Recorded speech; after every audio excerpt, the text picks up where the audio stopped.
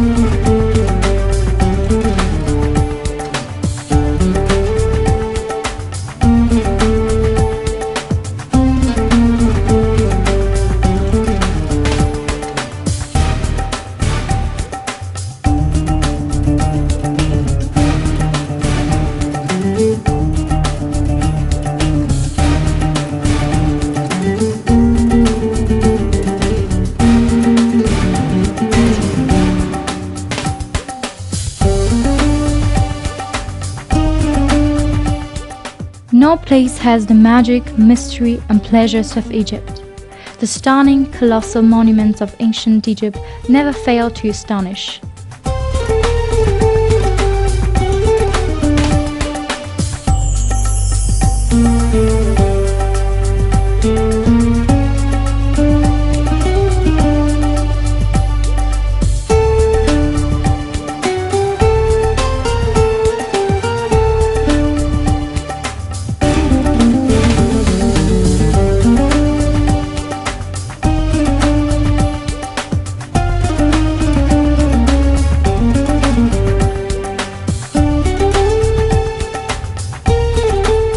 The heat, sight and the light of the desert invigorate. The cool, turquoise waters rejuvenate. A romantic cruise along the world's longest river dazzles the senses. Egypt is in northeastern Africa, with its capital located in its largest city, Cairo.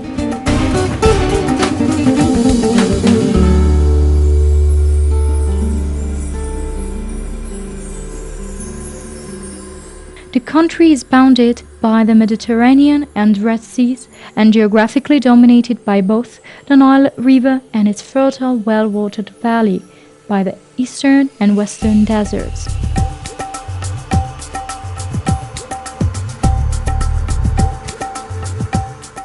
With over 88 million inhabitants, Egypt is the most populous country in North Africa and the Arab world. About half of Egypt's residents live in urban areas, with most spread across the densely populated centers of Greater Cairo, Alexandria and other major cities.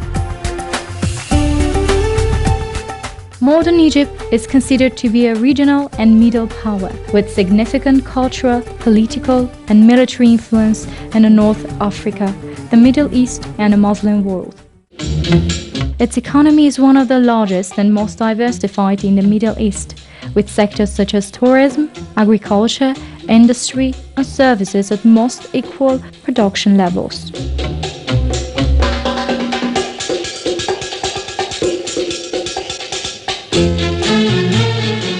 Egypt has developed an energy market based on coal, oil, natural gas and hydropower. The substantial coal deposits in the northern Sinai are mined at the rate of about 600,000 tons per year. Egypt possesses the largest oil refinery capacity in Africa. The information technology sector has expanded rapidly in the past few years, with many startups selling outsourcing servicing to North America and Europe, operating with companies such as Microsoft, Oracle, other major companies, as well as many small and medium-sized enterprises. The IT sector has been stimulated with government encouragement. The Suez Canal is considered the most important center of the maritime transport in the Middle East, connecting the Mediterranean Sea and the Red Sea. It allows ships transport between Europe and Asia without navigation around Africa. The canal allows passage of ships up to 20 meters draft. The canal can handle more traffic and larger ships than the Panama Canal. Along with tourism, the canal is one of Egypt's top foreign currency generators. The construction sector is a major contributor to the Egyptian economy and one of its fastest growing sectors. This growth, estimated at an average of 20 to 22% annually since the 1980s, is fueled by the ever-increasing demand of housing and by the state's large infrastructure projects. Agriculture remains an important sector of Egypt's economy.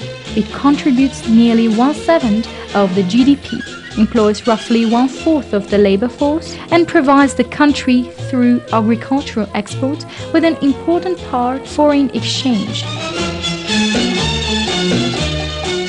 Field crops contribute some 3/4 of the total value of Egypt's agricultural production, while the rest comes from livestock products, fruits, and vegetables. Egypt has 2 seasons of cultivation, one for winter and another for summer crops. The main summer field crop is cotton, which absorbs much of the available labor and represents a notable portion of the value of exports. Egypt is the world's principal producer of long staple cotton, normally supplying about 1/3 of the world crop. Many varieties of fruit are grown and some, such as citrus, are exported.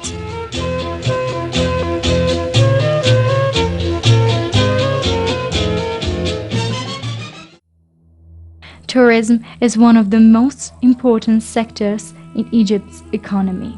More than 12.8 million tourists visited Egypt in 2008, providing revenues of nearly $11 billion. The tourism sector employs about 12% of Egypt's workforce, and in 2012, the tourism sector employs about 12% of Egypt's workforce, and in 2012, tourism generated some $9.4 billion, which is a slight increase over the $9 billion seen in 2011. However, the official Cairo undertakes further strategies towards the development of the sector. Well, as you may well know, Egypt is a well-known destination worldwide, and we have offices in many countries around the world for tourism, and we use these offices to spread all our activities to promote our destination into Egypt. And having said that, of course, we had some very tough years after the Egyptian Revolution in 2011 because of the political situation. But now the situation is a bit better, and we feel more relaxed and we feel more confident that the return of the numbers will come back very quickly in that sense. Cairo is a vibrant, accelerating, exciting, fascinating and welcoming city.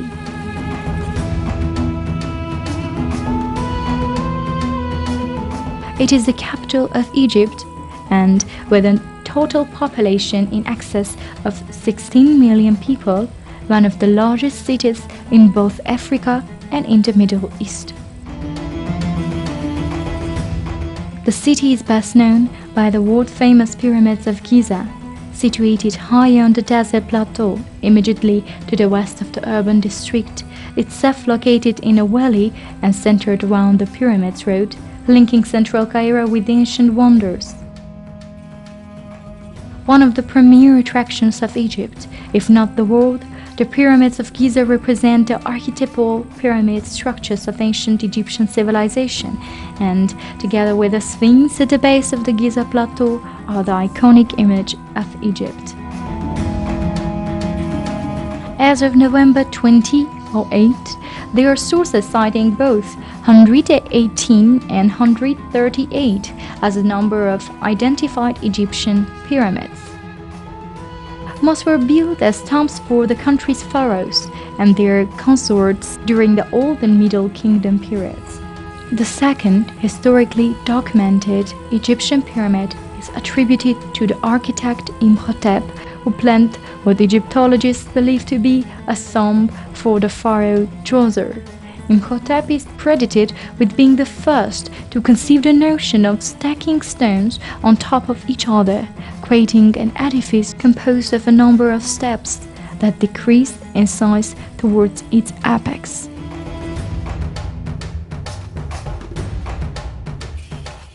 The result was the step pyramid of Djoser, which was designed to serve as a gigantic stairway by which the soul of the deceased pharaoh could descend to the heavens.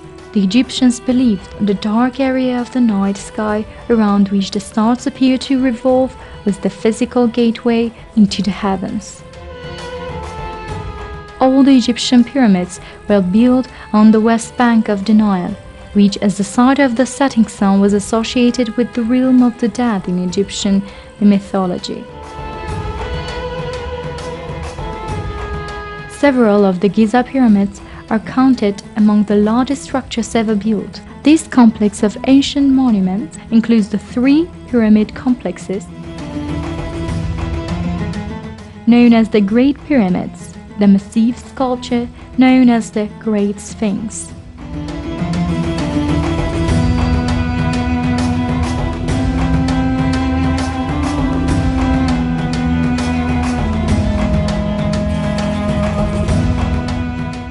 The Pyramid of Khufu at Giza is the largest Egyptian pyramid.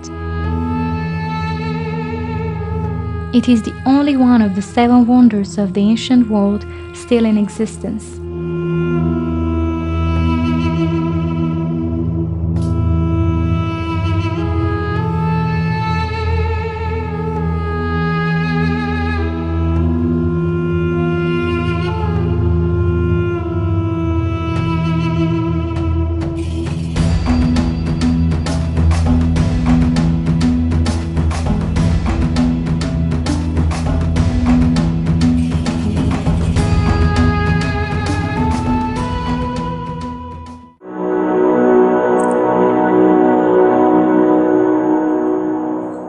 The history of the Giza Plateau and its place in Egyptian history and similar topics inspired to create a short while to the past by introducing the sound and light show. It is a magnificent show that brings creatively to life the rule of ancient Egyptians. The artists skillfully created a show to present images of all historical eras. For an hour, we enjoyed the sound and the light show near the pyramids and the Sphinx.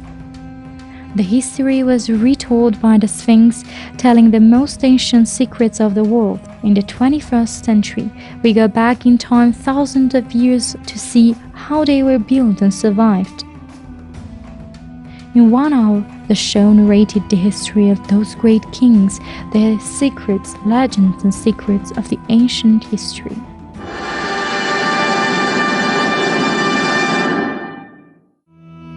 Egypt is perhaps best known as the home of the ancient Egyptian civilization, with its temples,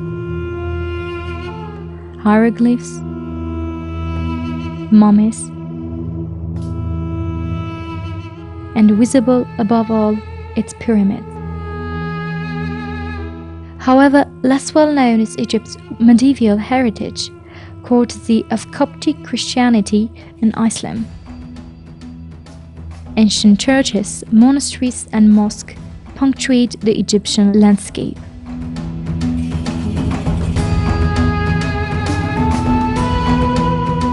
The monastery of St. Pisho in Wadi el-Natrun, Egypt, is the most famous Coptic Orthodox monastery, named after St. Pisho. It is the easternmost monastery among the four current monasteries of the Eritrean desert. The monastery was founded by Saint Piso in the 4th century AD. Pope Joseph infuriated the desire of Saint Piso and moved his body as well as that of Saint Paul of Tamar to this monastery. Up to that date, the bodies of the two saints were at the monastery of Saint Piso at Deir el-Bersha. Today, the two bodies lie in the main church of the Coptic Orthodox monastery of Saint Piso in the Eritrean desert. The monastery is surrounded by a keep, which was built in the 4th century AD to protect the monastery against the attacks of the Berbers. The monastery has 5 churches, the main one being named after Saint Piso. The other churches are named after the Virgin Mary, Saint Ciron, Saint George, and Archangel Michael. The Syrian monastery is a Coptic Orthodox monastery located in the Eritrean desert. It is located about 500 meters northwest of the monastery of Saint Piso. The monastery is dedicated to the Virgin Mary. However, it is nowadays better known as the Syrian monastery because it is mainly used by the Syriac monks. Inside the monastery, there is a large door known as the Door of Prophecy or Gate of the Prophecy that features symbolic diagrams depicting the past and the future of the Christian faith through the eyes of Christian monks of the 20th century. Today, the Christian monastery provides a great opportunity to study the development of Coptic wall painting. Between 1991 and 1999, several segments of wall paintings layered on top of each other were uncovered in the Church of the Holy Virgin and Chapel of the 49 Martyrs, dating from between the 7th and 13th centuries. There is currently an ongoing project to uncover, restore, and conserve wall paintings within the monastery.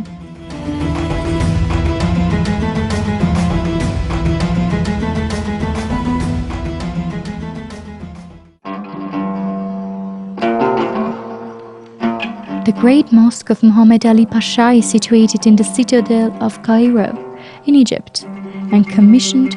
The Great Mosque of Muhammad Ali Pasha is situated in the citadel of Cairo, and commissioned by Muhammad Ali Pasha between 1830 and 1848. Situated on the summit of the citadel, this Ottoman mosque, the largest to be built in the first half of the 19th century, is, with its animated silhouette and twin minarets, the most visible mosque in Cairo. The mosque was built in memory of Tusum Pasha, Muhammad Ali's oldest son, who died in 1816.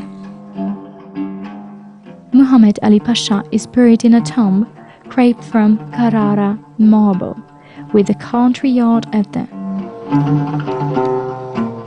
This great mosque, along with the citadel, is one of the landmarks and tourist attractions of Cairo, and is one of the first features to be seen when approaching the city from no matter which side.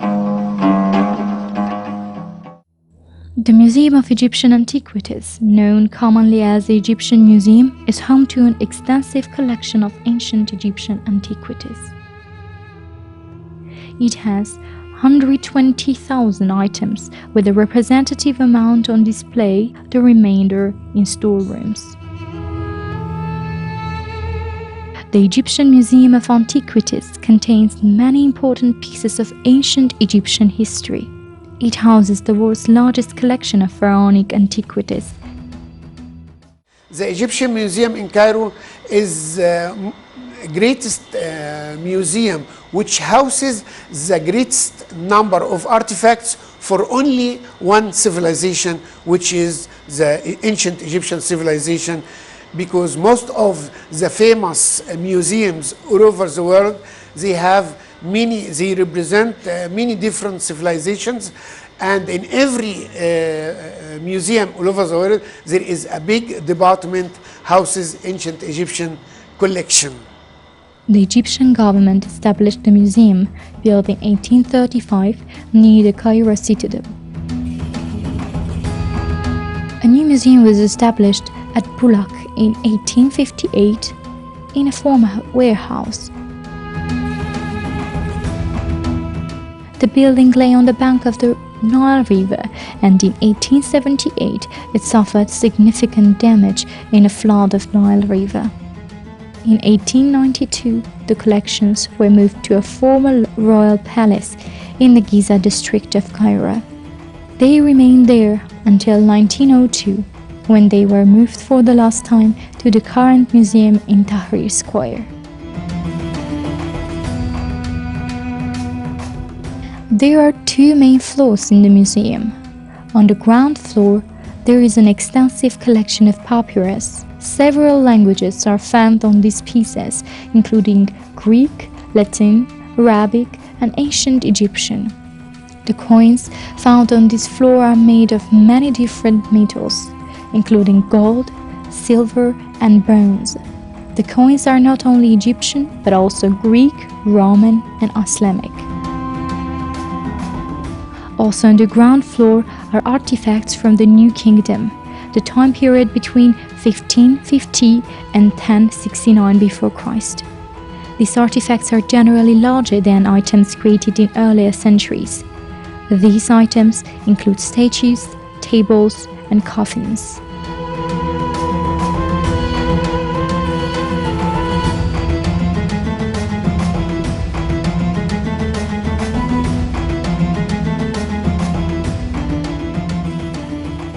On the first floor, there are artifacts from the final two dynasties of Egypt, Amenophes II, Hatshepsut, as well as many artifacts from the Valley of the Kings.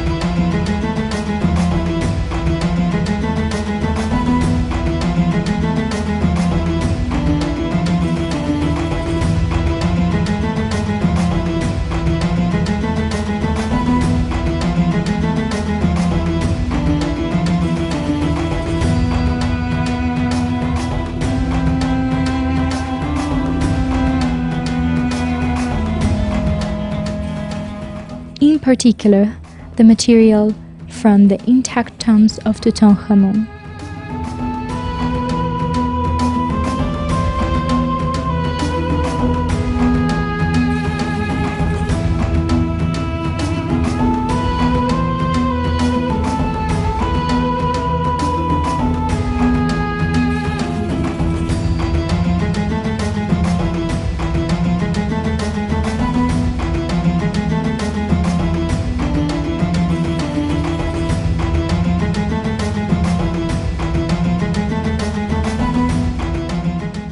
Two special rooms contain a number of mummies of kings and other royal family members of the New Kingdom.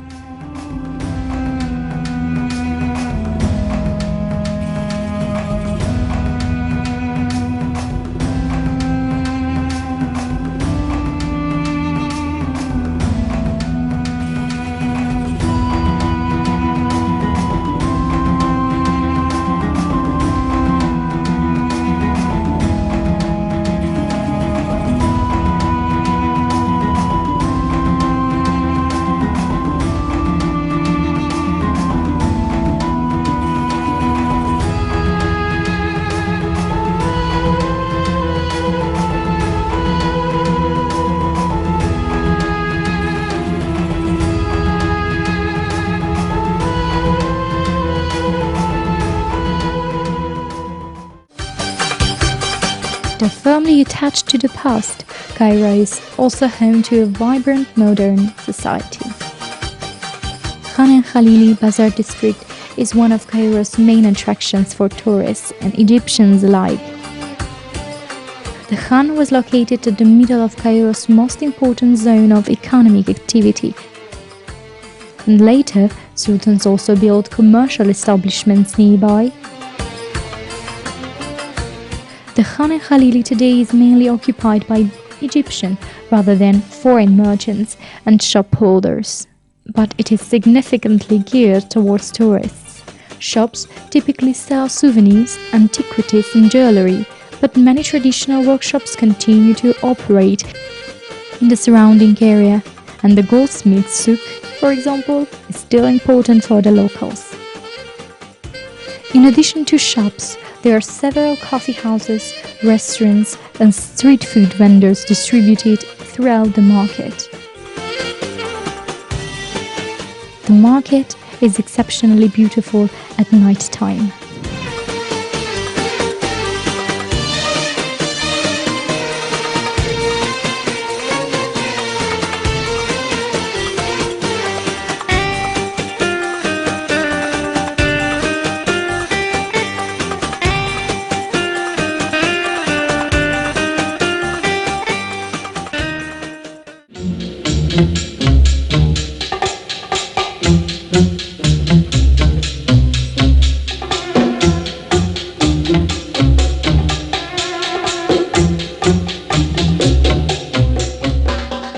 Our next stop is Alexandria, known as the Bride of the Mediterranean Sea, that is truly depicted by the city symbol statue of the Sea Bride. This city has an atmosphere that is more Mediterranean than Middle Eastern.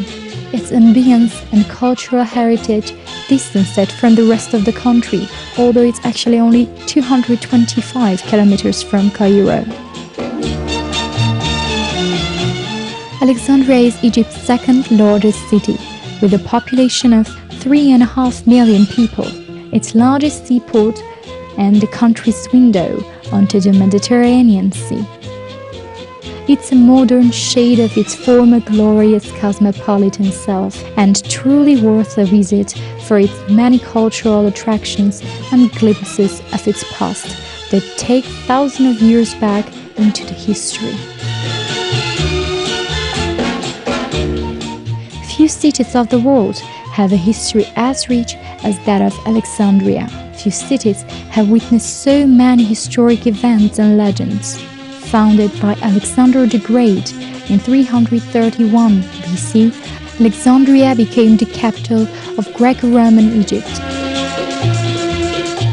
Its status as a beacon of culture is symbolized by pharaohs, the legendary lighthouse that was one of the 7 wonders of the world. The lighthouse of Alexandria was built in the 3rd century BC on the island of Pharos. The height of the lighthouse was between 115 and 115 meters, so it was among the highest structures in the world. Second only to the Great Pyramids. On the top there was a mirror that reflected sunlight during the day and used fire for the night. However, the Pharos was damaged by 2 earthquakes. Nowadays, another historical building, the Fort of Qaitbay, rises near the presumed site of the former lighthouse. This citadel was built in 1480 by Sultan Qaitbay on the site of the Pharos lighthouse to protect the city from the Crusaders who used to attack the city by the sea. The citadel is situated at the entrance of the eastern harbor on the eastern point of the Pharos island. The Alexandrian coastline extends on no less than 70 kilometers from the northwestern side of the Nile Delta to Marriott Lake in the east. The coast is dotted with beautiful bays and harbors. Alexandria's primary promenade is the seaside corniche, popular with picturesque parks and gardens. The most famous Montaza Royal Gardens take up the territory of more than 350 acre grounds including the large royal home known as the Montaza Palace. Montaza Palace was built in 1892 by Abbas II of Egypt, Abbas Himli Pasha, the last prince of Egypt.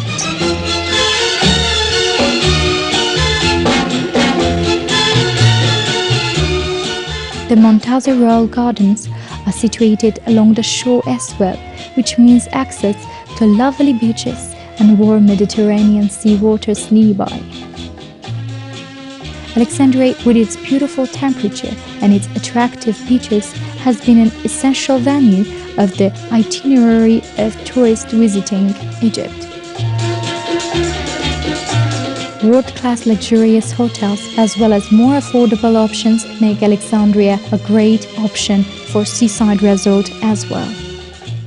Alexandria, being the largest city lying directly on the Mediterranean, enjoys the status of Egypt's leading port. From the late 18th century, Alexandria became a major center of the international shipping industry and one of the most important trading centers in the world, both because it profited from the easy overland connections between the Mediterranean and the Red Sea and the lucrative trade in Egyptian cotton. From the 19th century, Alexandria took a new role as a focus for Egypt's commercial and maritime expansion. Today, Alexandria is Egypt's largest seaport, serving approximately 80% of Egypt's imports and exports. It is an important industrial center, mainly centered around the natural gas industry and oil pipelines from Suez. This section of the industry is increasing now as many new factories are built in Burj Al Arab. Alexandria hosts 4 harbors, mainly the Western Harbor, which is the main harbor of the country that handles about 60% of the country's exports and imports. The fishing industry of the harbor has served as a source of income for fishermen for generations. Therefore, the Egyptian government encouraged the development of a fishing industry. Being a big center of fishing industry of Egypt, Alexandria is also famous for having the best seafood restaurants in the country.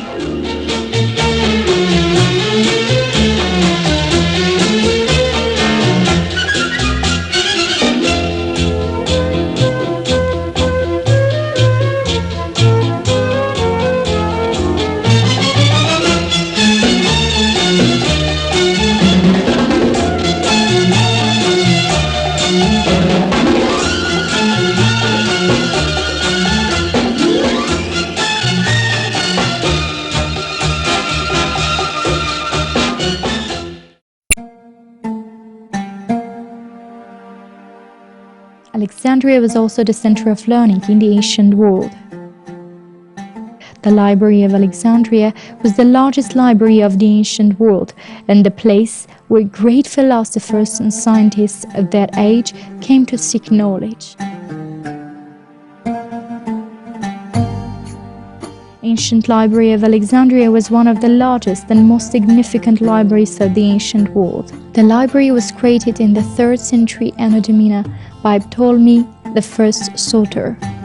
The library at Alexandria was in charge of collecting all the world's knowledge, and most of the staff was occupied with the task of translating works onto papyrus paper.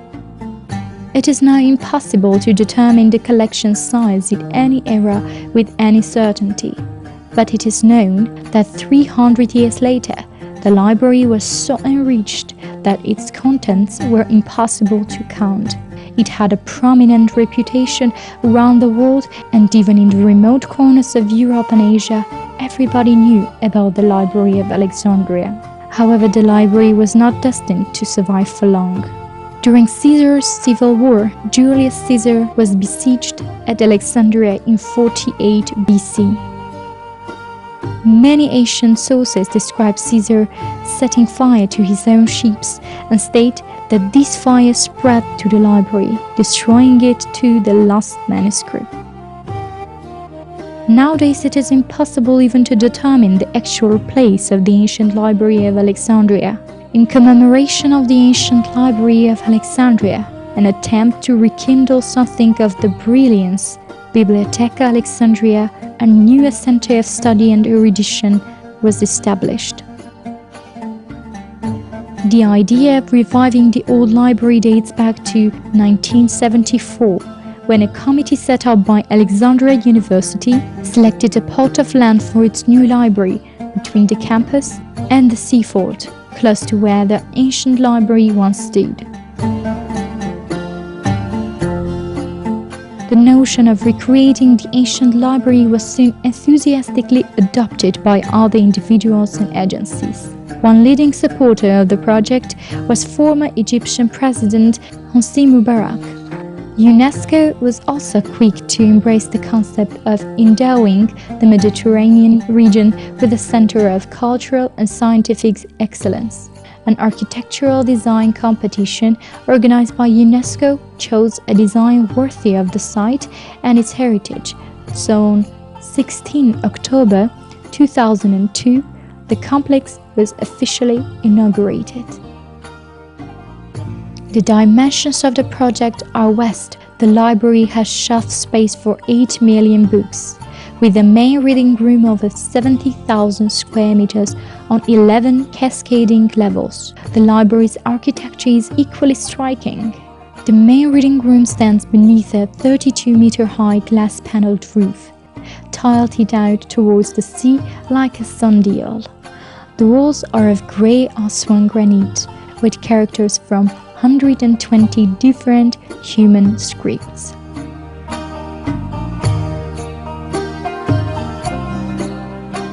The collections to the Bibliotheca Alexandria were donated from all over the world. The Bibliotheca Alexandria is trilingual, containing books in Arabic, English and French.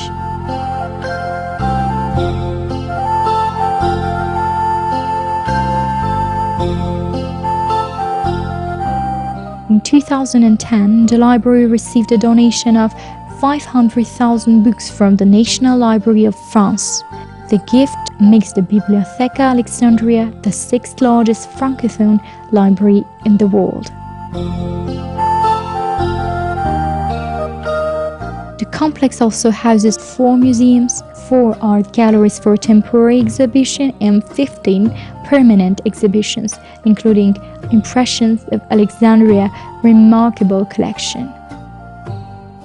The Impressions of Alexandria exhibition is divided into 2 sections: Alexandria, as seen by artists and travelers; Cosmopolitan Alexandria, a photographic memory.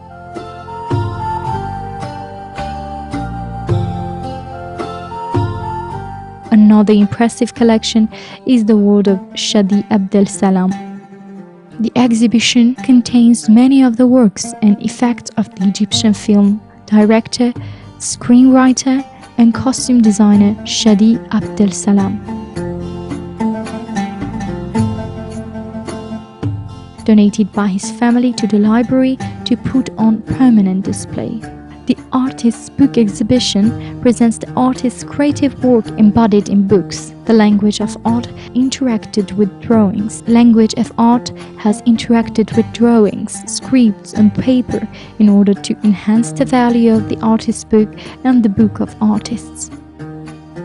Antiquities Museum is the first archaeological museum to be situated within a library. The primary aims of the museum are to promote research, creativity, and cultural awareness.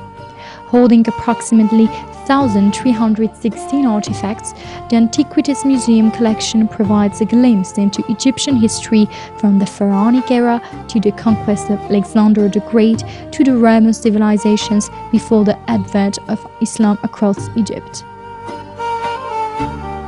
The collection includes underwater antiquities from the Mediterranean seabed near the eastern harbor and the Bay of Abu Qir.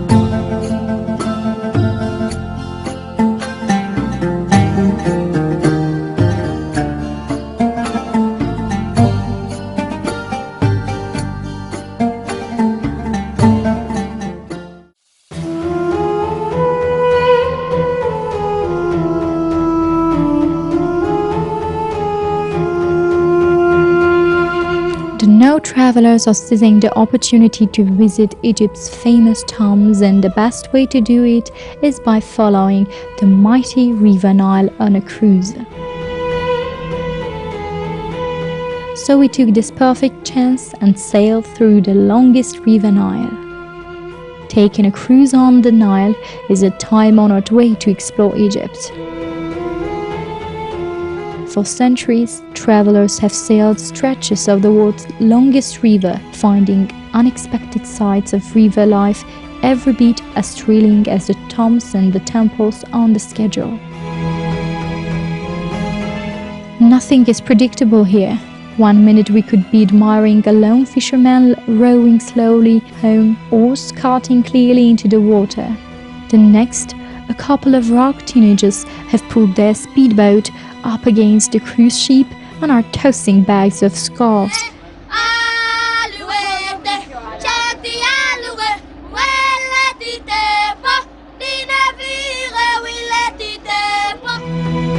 And a bit of cheeky banter through the window in the hope of making a sale. Sometimes, on the deck at dawn, the breeze felt fresh and clean, and everything is wet, from the dewy handrails to shining green foliage on the riverbanks.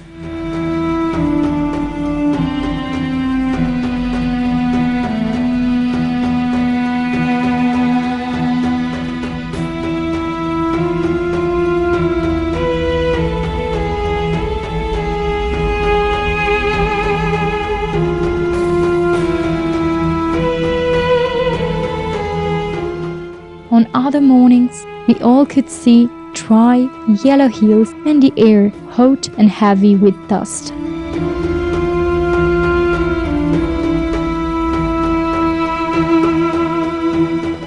But of course, that is just the start of the experience. From the vivid artwork inside Valley of the King's Tombs to the perfectly crafted hieroglyphics at Luxor Temple, all the key tour stops between Luxor and Aswan are within a short drive of the Nile's bank. Here are just 5 of the best places to visit on a Nile cruise.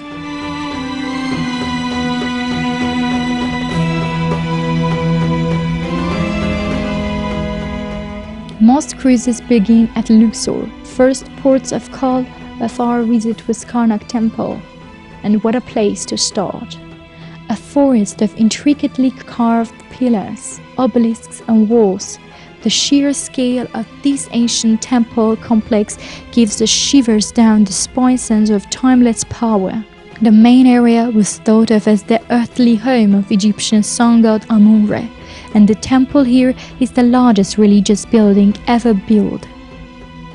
Ancient Egyptian artists were big on natural symbolism, and we could see examples of this in almost all the sites we visited.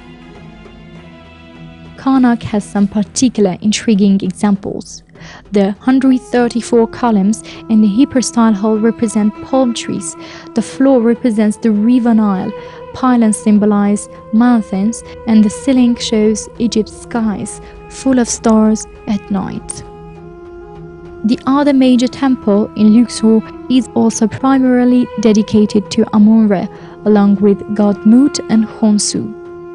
At the entrance seat, 2 enormous seated figures of Ramses II, one of the past pharaohs to have work done on this temple. One of the highlights of a visit to this temple is the chance to take a close look at the beautiful carvings of people clapping, beating drums, dancing and performing acrobatics, while boats are carried to the Nile under the shouted. There is evidence of 4 religions here, left behind from different eras in the site's long history. The temple itself was dedicated to ancient Egyptian gods. In one corner, there are the remains of frescoes belonging to the Roman imperial cult. Finally, Coptic Christians once had a church here, and the remains of some pillars can still be seen in the Temple of Montu.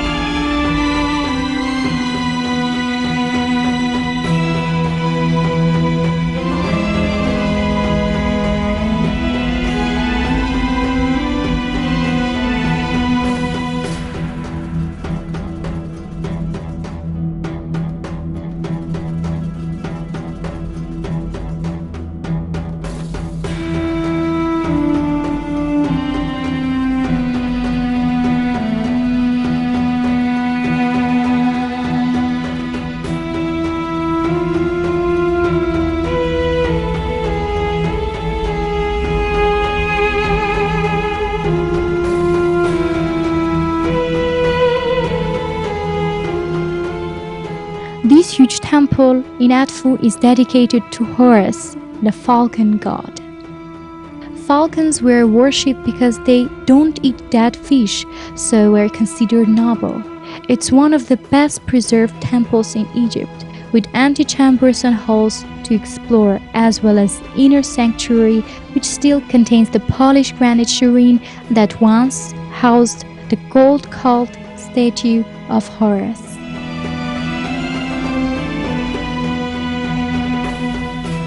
The origins of the temple probably date back to the Second Intermediate period, but the actual temple dates back to the Ptolemaic times. The work of construction began during the reign of Ptolemy III and was finished during the reign of Ptolemy IV. The construction of this temple and its additions, inscriptions, and reliefs took about 180 years.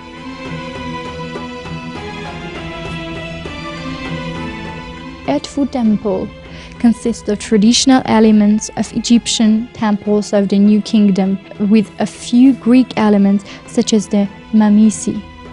The walls of the mamisi are decorated with scenes showing the story of the divine birth of Horus the child in the presence of the goddess Hathor, the god Renom, and other deities who were concerned with pregnancy and birth. The temple has a pylon that is considered the highest among the surviving temples in Egypt today. It is 37 meters high and is decorated with battle scenes, King Ptolemy VIII submitting his enemies before the god Horus. Next, there is an open courtyard that contains columns with floral capitals on 3 sides. This open court was open to the public and was known as the Court of the Offerings, being the place where people could give their offerings to the statue of the god.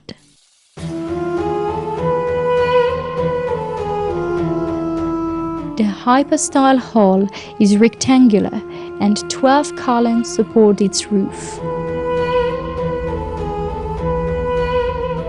On both sides of this entrance to this hall stand the statue of Horus of Baghdad in the shape of a falcon. This hall is also known as the outer hypostyle hall. An entrance behind the first 12 columns to the right support its roof, and on the left there are 2 rooms. There are 2 consecutive vestibules, the outer one called the Hall of the Offerings, where the walls are decorated with various scenes representing different deities and offering scenes of the different Ptolemaic kings. The inner vestibule was called the Rest House of the Gods.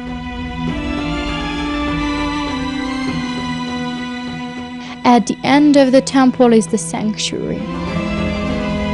The sanctuary is surrounded on the outside by 12 rooms, where many religious scenes are depicted on the walls.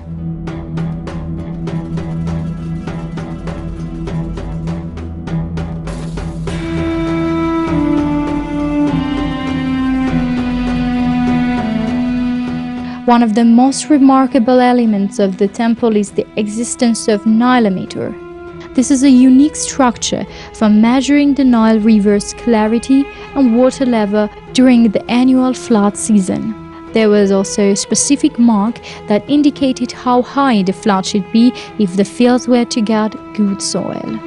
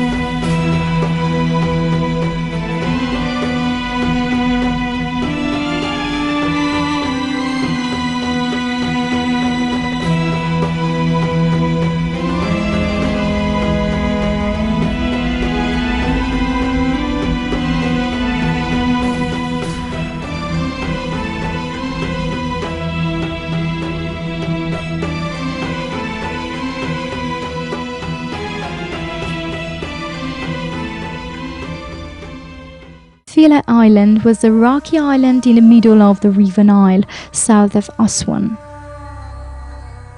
It was also known by the Greek as Elephantine, most probably because it was an important center of trade, especially for ivory. The ancient Egyptians built a beautiful and magnificent temple on this island for the goddess Isis.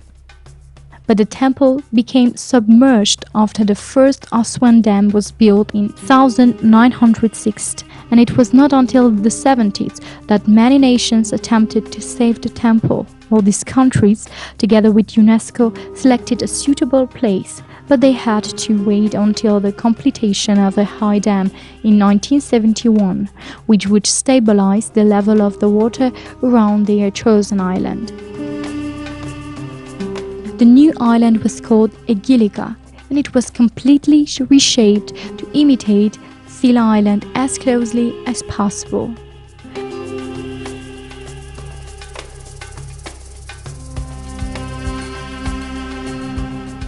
Firstly, a covered dam was built around the temple and the water was drained.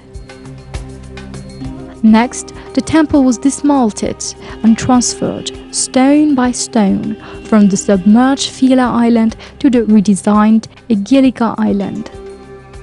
Each and every stone had to be numbered and then replaced in the same position in the new location. It was a massive and very complicated project taking over 9 years to be accomplished. The Temple of Philae was reopened in 1980.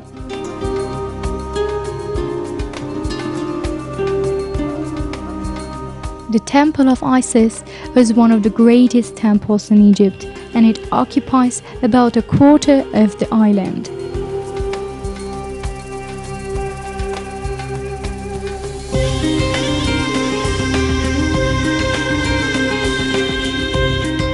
It is the main temple on the island with its huge, complete pylons and beautiful censers.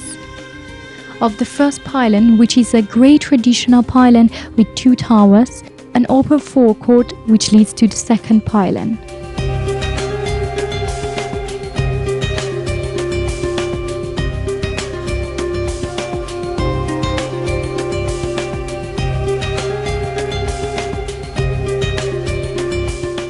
On the left side of this court is the Mamisi, which has scenes depicting the birth of the god Horus by his mother Isis.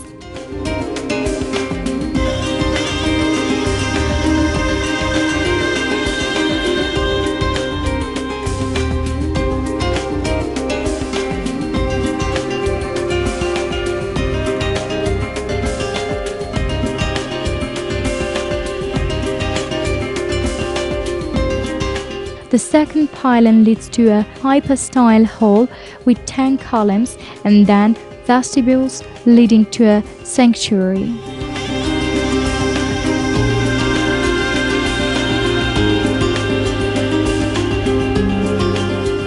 The temple was built in the same style as the temples of the New Kingdom, as well as some other elements which appeared in the Greco-Roman period, such as the Mamisi and the Nilometer.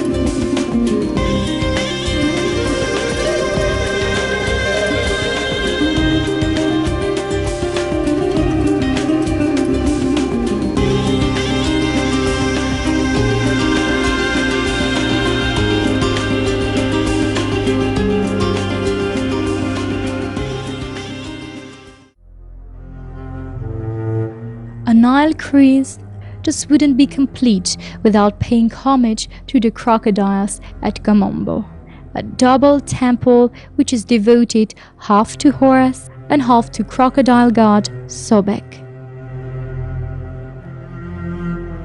Imposing Greco-Roman temple of Kamombo is featured with its marvelous setting directly overlooking the Nile. The word Kom in Arabic means the small hill, and the word Ombo in hieroglyphic ancient Egyptian language means the god. Therefore, the word Kamombo as a whole means the hill of the god. The name of the town, Kamombo, or the hill of the god, clarifies how important it was for the ancient Egyptians from the economical aspect. The Temple of Kamombo, which we view today, was built during the Greco-Roman period. It was constructed on the ruins of a much older temple, which was called Bersobek. The recent Temple of Kamombo was built during the period from 205 till 180 BC, in the ruling period of King Ptolemy V.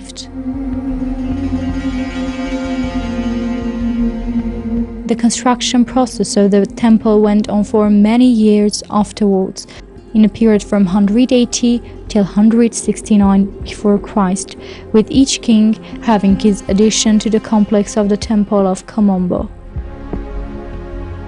The Temple of Kamombo was constructed mainly with limestone in the shape of a rectangle, with a plan and a design which is quite similar to many temples constructed in the Greco-Roman period. The Temple of Kamombo was constructed for the worship of two gods, Sobek, the crocodile god, and Horus, the falcon god. This is why the complex mainly consists of two parallel temples, with all the traditional components of such ancient Egyptian religious structures as present in the two temples.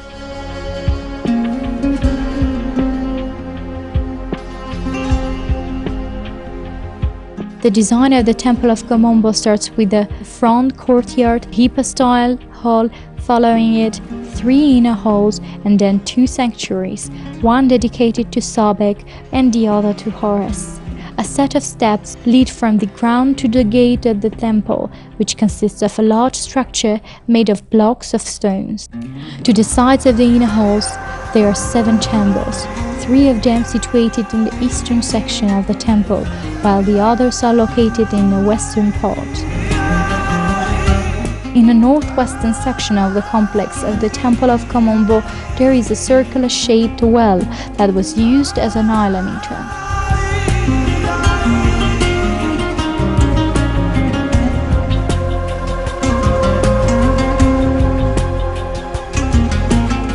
Various crocodile sarcophagi and mummies from the excavation of a neighboring necropolis can now be found in the museum near this area.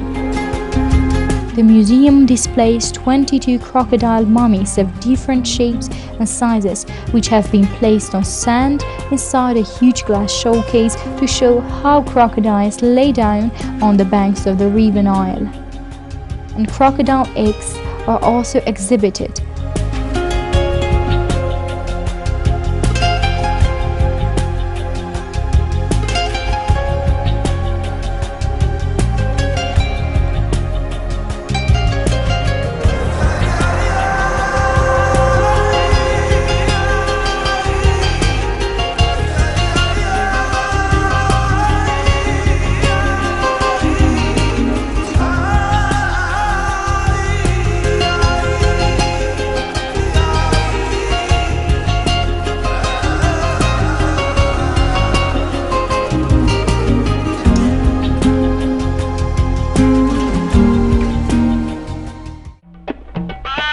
The cruise takes us to our final stop, the beautiful city Aswan. Aswan is a city in the south of Egypt, a busy market and a tourist center located just north of the Aswan Dams on the east bank of the Nile. Being the farthest south of the three, it has a large population of Nubian people, mostly resettled from their homeland in the area flooded by Lake Nasser. Aswan is the home of many granite quarries from which most of the obelisks seen in Luxor were sourced. Aswan was the ancient Egyptians' gateway to Africa. Aswan is one of the sunniest places on the earth. It has a hot desert climate with very pleasant and enjoyable wintertime and unbearably hot summertime.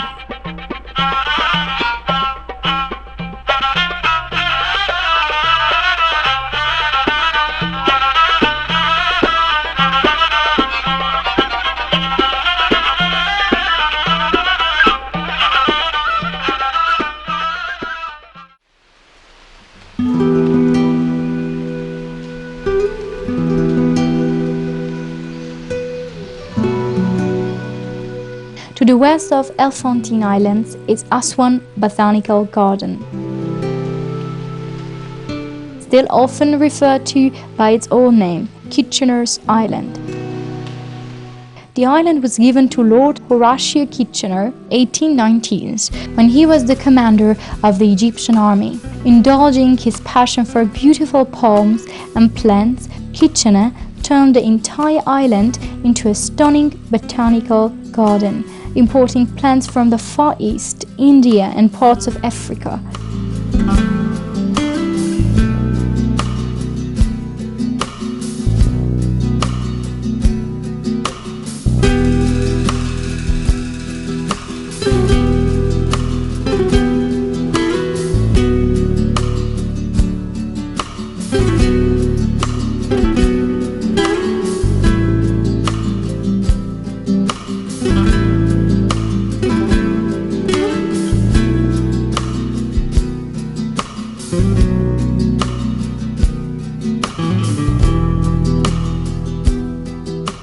Covering 6.8 hectares, it is filled with birds as well as hundreds of species of flora. The gardens may have lost some of its former glory, but its majestic palm trees are still a stunning sight, particularly just before sunset, when the light is softer and the scent of the sandalwood floats on the breeze.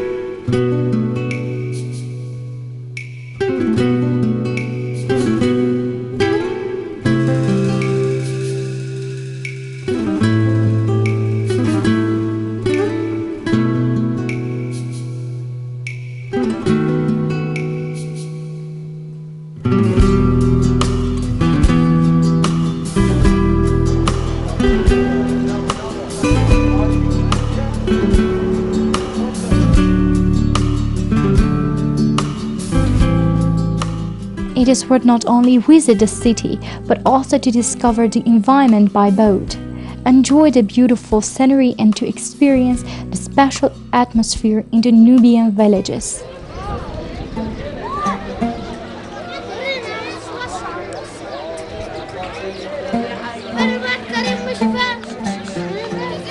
The Nubian villages are located inter alia on the island Elephantine, Sahel, and on the west bank of the Nile. A motorboat took us to the Nubian village to see the crocodiles. Yes, local Nubians keep large and small crocodiles in their homes.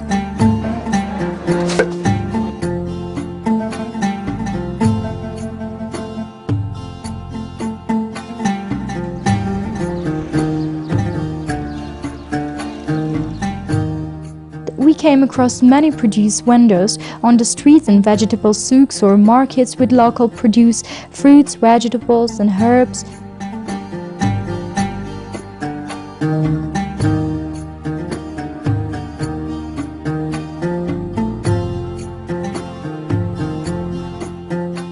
king's sword, Nubian talisman, baskets, sundance swords, African masks, and a lot more can be found in the colorful rows of the market.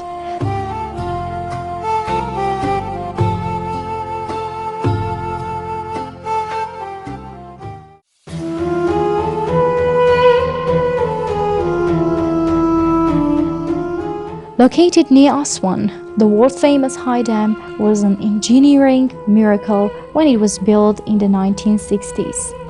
It contains 18 times the material used the Great Pyramid of Cheops.